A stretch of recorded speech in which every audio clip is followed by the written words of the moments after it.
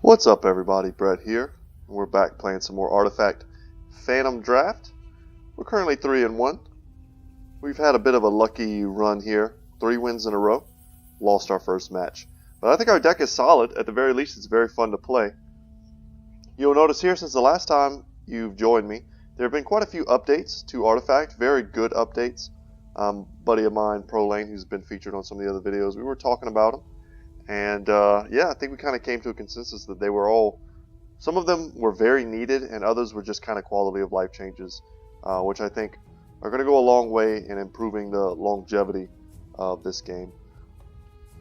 Look down here in the corner, you'll see I've been relegated to the status of draft scrub.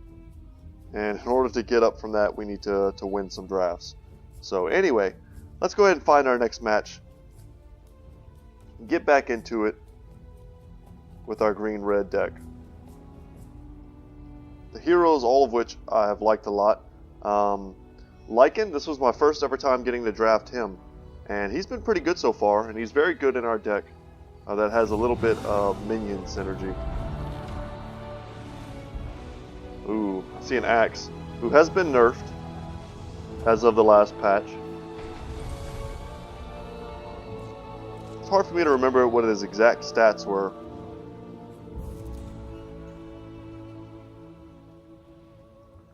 Well, I know for a fact we're going to do this. Permanent boost. It sucks that he's up against Axe because Axe does have armor. But we'll be able to do that again next turn if we want, or to drop a wolf. But either way, these are permanent modifications. And that feels pretty good. We don't quite want to use Pick a Fight here.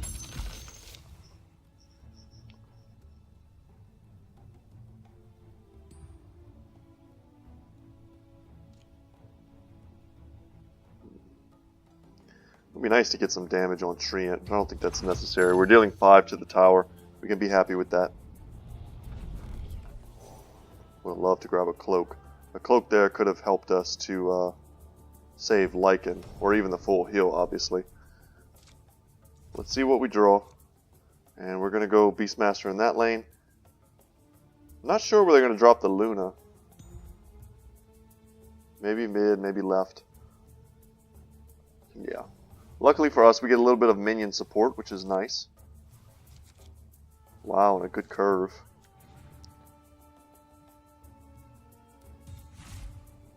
Very curious what our opponent will do.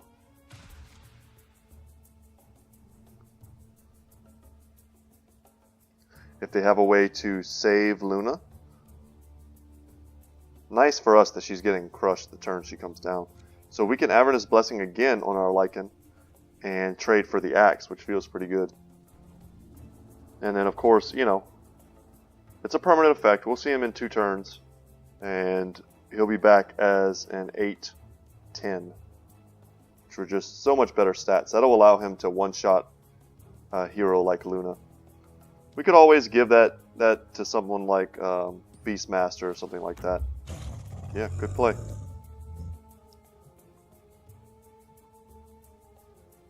But now I think we pick a fight. Do we pick a fight? No, I think we just kill the Crippler. And we go for the trade here. Vengeance will be mine. I would rather kill Axe than kill Luna. I think we can kill Luna pretty much with impunity next turn. And it feels good to get some of these green cards out of our hand. We're going to have lots of opportunities to play red cards. But we're getting a bit of a glut on our green cards, which is our secondary color. Abaddon comes down next turn. We could also give him an Avernus Blessing. We're running quite a few of these, but I think they're a solid card. I think modifications in general are quite strong in a game where heroes constantly are reviving. Interesting. Okay. I'm sure they were debating whether or not to keep it in this lane, but no doubt they see an opportunity to smack us here. May make it so that their Keef hits our Keef. That would not surprise me. But we can pass here, keep initiative, keep our cards.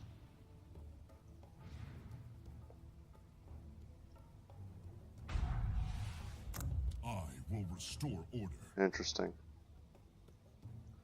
Now I think we pick a fight. We can't let a card like this stay on the field. This can single-handedly win a game if left unanswered. I don't think this allows him to bypass that because I think we do have taunt. But we're nearly killing our own Keef here by drawing in all of this attention. Maybe there's a way to do something different next turn to save him.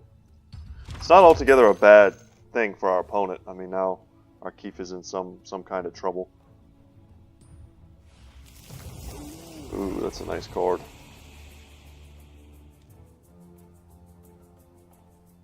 And we're just going to pass here. We'll have initiative for the next turn. That armor is keeping them alive. Probably feels pretty good for the opponent. Ooh, Hourglass would have been sick. But we'll take the heal and look to give it to Keef there. Keep him around. And in the fight. And now I think we're going to abandon in this lane and look to arm the rebellion. I think that's going to be the play. That's going to affect 3. Yep, that's 3 minions. And that may be as good as we're going to get, unfortunately. Sucks that we're not able to also pop that on Call of the Wild. But I think once we do this, this lane is pretty much handled. And we can look to start making plays in different lanes, potentially even getting someone out of this lane. I wouldn't be surprised if our opponent didn't play anything.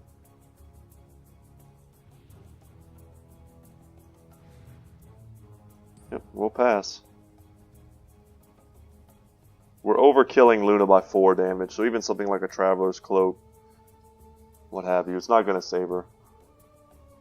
Those are that's one of the more common cards or items I could think of that would save her. Okay. Fractured Timelines, card that I know well. Alright, down goes Luna.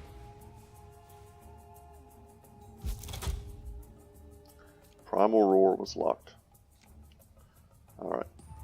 Let's save the Keef.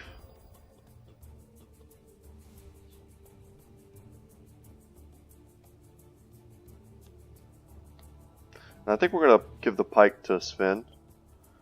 Thanks to his great cleave, the higher his attack, I mean, he'll be able to eventually, hopefully, sweep lots of combat.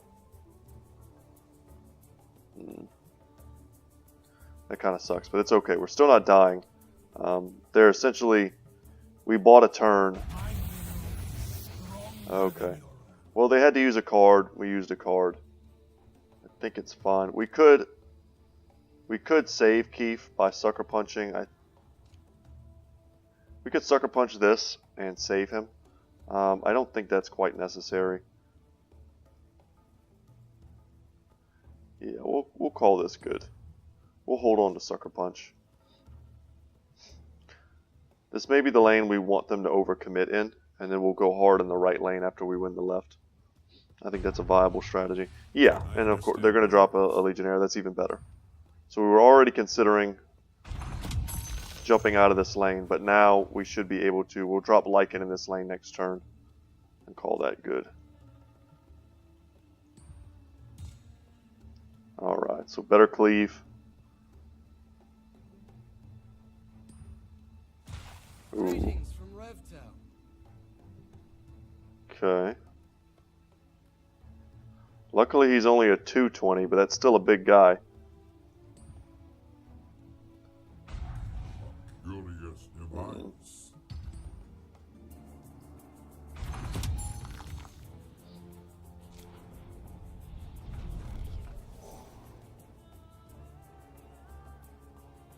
This is kind of hard to pass up on, considering our opponent is playing some improvements. I think we're going to grab it. The improvements are in the lane that we may just want to get out of anyway, so it may not be the best idea to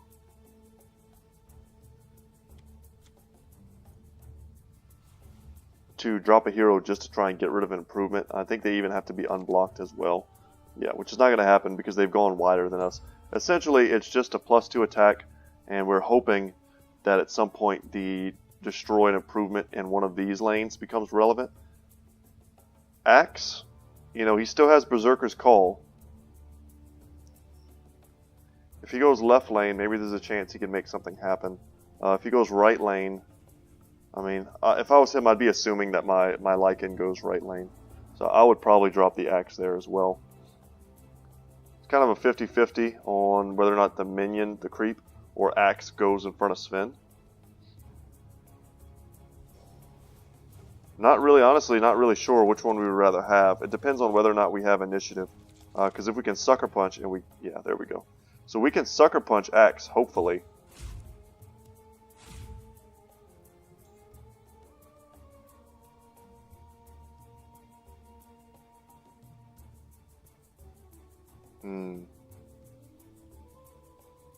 The jungle protects its own. The question here becomes, how wide do we go?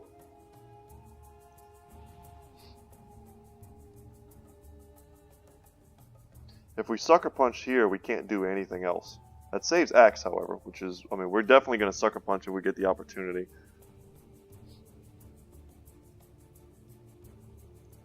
And we have this tower now on a 2-turn clock.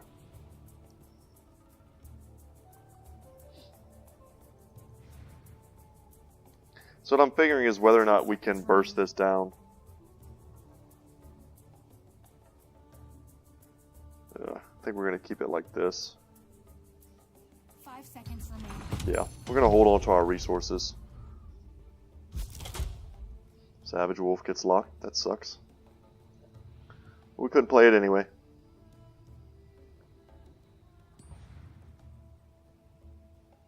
Alright. If I was our opponent, I'd be looking more to hit the tower, I think. That's okay. That's not bad. It's going to get him a little bit of gold. Free up this minion for combat next turn.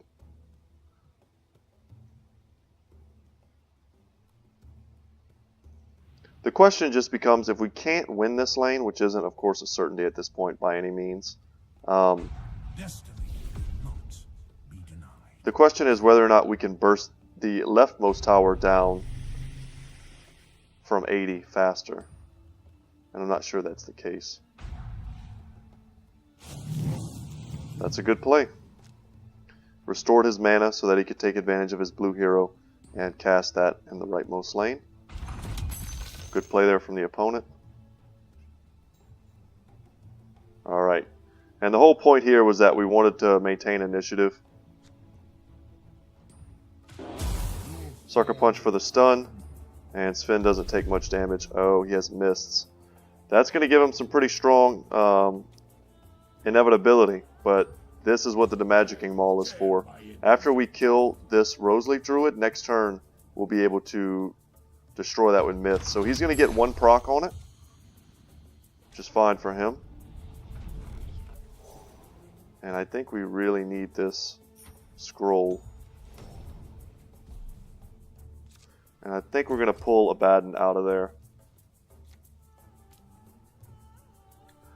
Man, it's kind of rough that we're getting both of our creeps here, and this is the lane we were kind of hoping to get out of. I think Luna's going to go in the rightmost lane.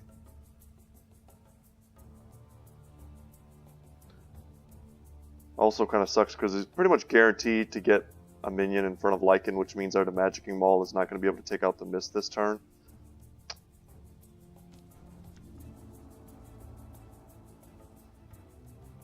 Yeah, I think we have to do this. I'd be surprised if Luna goes anywhere but there. Yeah.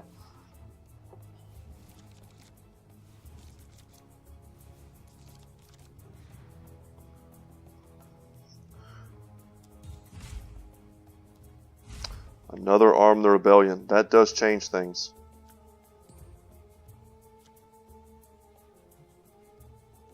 No, we're going to keep Rebel Decoy for this lane, I think. We should cripple her.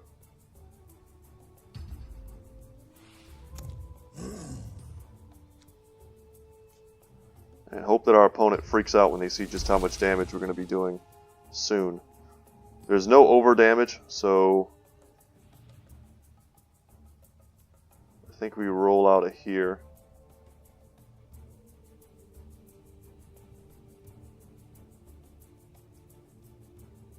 Yeah, we'll take out Abaddon. Look to bring him to the right lane next turn. And we'll be able to do something here. Hopefully, that'll increase our clock. We may have honestly wanted to pull out the Beastmaster. That way we could still like Savage Wolf or something. Jamoy draws him a card thanks to Wisdom of the Elders. Wow, even more. Okay. He may be able to take both of these towers before we're able to stop him. That feels bad. He's going wide in 2 lanes.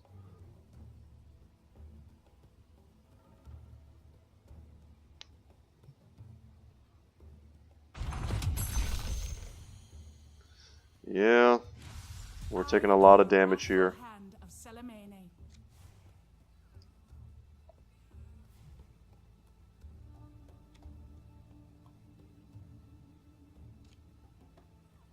What do we do? We can Sucker Punch again. Does that save us? It does not. I think we have to drop either a decoy or a wolf.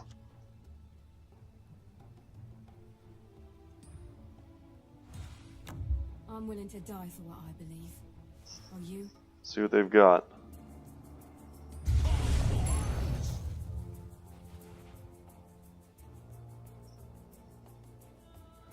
Yep, that sucked. I think that's just going to be GG, guys. I don't know how we can stop this now. There may not even be any point at all in contesting this lane. Or, I mean, they've gone so wide, we can't stop them now.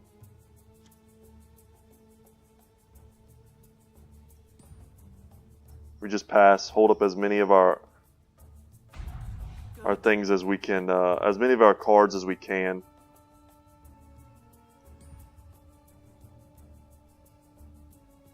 To give ourselves the greatest opportunity to play the most tricks. And of course, yeah, he's going to pick up Axe. It's going to guarantee he's going to drop mid with Axe. It's a good play. It's a safe play. Can't hate him for it.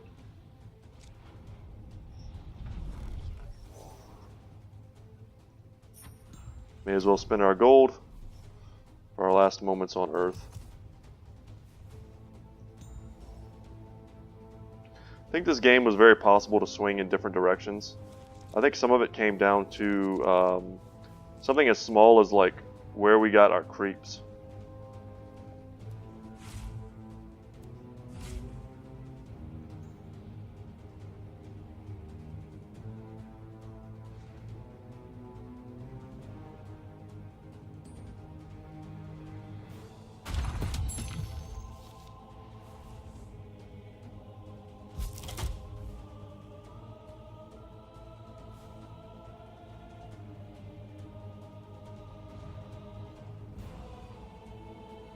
I was like, man, where's the bat? Oh yeah, gotta scroll all the way down. Okay.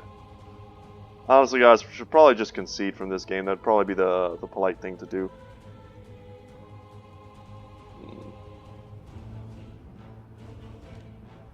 Let's see, where's the concede button here? I'm gonna do that. We're gonna save our opponent and I some time. Let's surrender.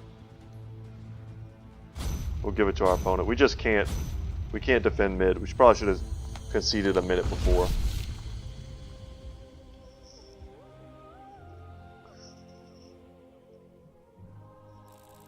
As fun as it can be to just like run out all your cards, which I'm definitely guilty of doing a few times in my life, sometimes you gotta just recognize you've lost the game. The only thing that's gonna happen now is you're gonna waste you and your opponent's time, and there's no reason to do that. So let's go ahead. Let's view our opponent's deck before we jump out of here. It was somewhat interesting. They were running cards like Fractured Timeline, alongside cards like Mists of Avernus, which are very powerful. Anything else? I mean, Arcane Sanctum, or Aghanim Sanctum rather, is a pretty powerful effect. Red Mist Pillagers. I also like this Reptile Convoy. It just didn't have, he just never had a ton of gold. Probably better in something like a Black green deck. Berserker's Call is still an extremely impressive card. And Eclipse, of course, we didn't see any of those. I think their deck was very well suited to deal with ours. Spring the Trap and Incarnation of Salamene are also two extremely powerful cards. Very game swinging. Seraphim Shield, interesting. Good stall card. Yeah, kind of strange items, but I mean, Axe is a beast. Anyway, good games, and that's going to be it for this draft. And we'll look to pick up another one soon, perhaps even a constructed, well, not constructed, but a Phantom draft that actually has a bit at stake here. We'll use an event ticket. Hopefully get to the point where we start winning things. Every time I do this, I get like my worst drafts ever. But we'll look to break that unlucky streak soon, and I hope you join me for that. Once again, my name is Brett. My channel is Good Talk Gaming. Thank you so much for watching, and I will see you in the next one. Take care.